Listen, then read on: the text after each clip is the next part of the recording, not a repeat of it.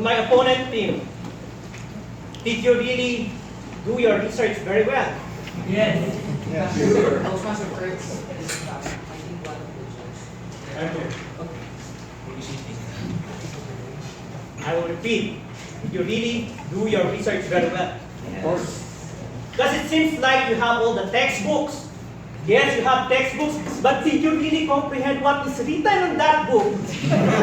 Oh my God, because on the explanation of the refutal side, he didn't even comprehend any of our contentions. But it's easy for me to write nothing, but to try to humiliate this opponent team and try to convince them that the goodness of federal government is our country. It's really indeed timely and relevant to each and every one of us. Mr. Moderator, my beloved guest, why to listen very carefully? Because my opponent team has a purring ear. He didn't listen very well with our contentions.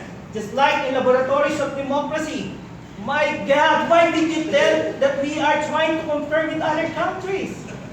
From the word laboratory. Of course, with the laboratory, there is an experiment. There is an hypothesis. Just simple as that, laboratory. But in federal government, if you have laboratories of democracy, if we are aware of them, Baksha, what happened? The entire country was being affected. But if you have this federal government, the Dimbaksha will be done only in a particular region. On that particular region, we will do the testing instead of affecting the entire country.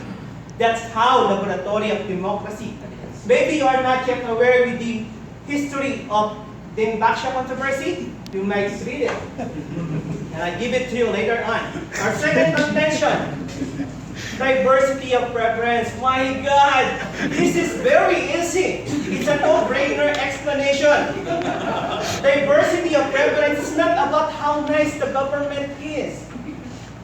It was already mentioned by Toastmaster Marty, the definitions of diversity of preference. It is mentioned that the best for Manila, it is not necessarily best for Agusan del Sur.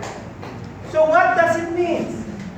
If I am living in Pampanga, so we are very good at food industry, so we will be focusing on the expertise of food.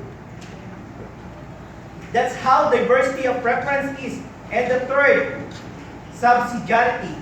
What does it mean? For you to be educated, and I hope you are still listening with me, because you need a lot of information.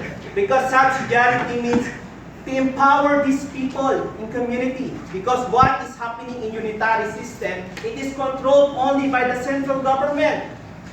But if you have federal government, your people, the community will be empowered to do their own decision making. That's how subsidiarity works. Contention number 4, competitive federalism. My God, you even presented textbook that you didn't comprehend. What is this?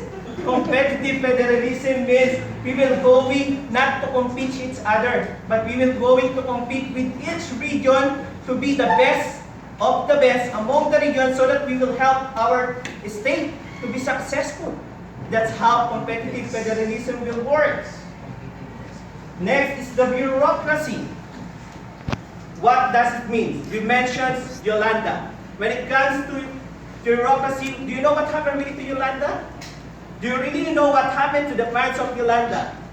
Before it happens, in the releasing of funds, it requires the national government to wait for the approval in the release of funds. So what happened? We wait for the hunger, thousands of people dies because we have to wait for the government to release the funds. Contention number 6, spread of urbanization.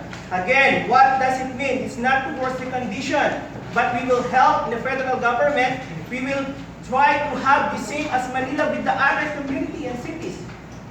That's how spread urbanization will work if you have a federal government. And lastly, definitely my opponents are not listening properly.